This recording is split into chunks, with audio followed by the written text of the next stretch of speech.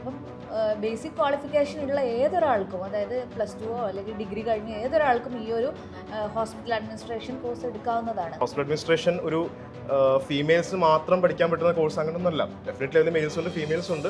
പക്ഷെ ഒരുപാട് സാഹചര്യങ്ങൾ കാരണം ഭൂരിഭാഗം വരുന്ന ആൾക്കാരും പലപ്പോഴും ഫീമെയിൽസ് ആണ്. ചിലപ്പോൾ ഒരു ഡോക്ടർ ആവണം എന്ന് ആഗ്രഹമുള്ള ഒരാൾക്ക് വരെ എന്താണ് ഹോസ്പിറ്റലിലേക്ക് എത്തിപ്പെടാൻ പറ്റുന്ന ഒരു കോഴ്സാണ് ഇത്.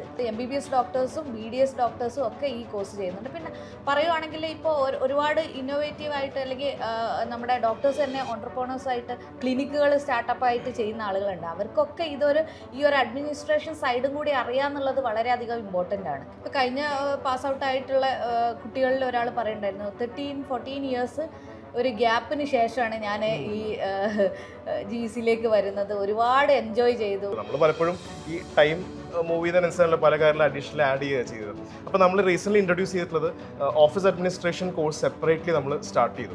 അപ്പോൾ അതിൽ ഓഫീസ് അഡ്മിനിസ്ട്രേഷൻ മൊഡ്യൂളുണ്ട്, ബിസിനസ് അഡ്മിനിസ്ട്രേഷൻ മൊഡ്യൂളുണ്ട്.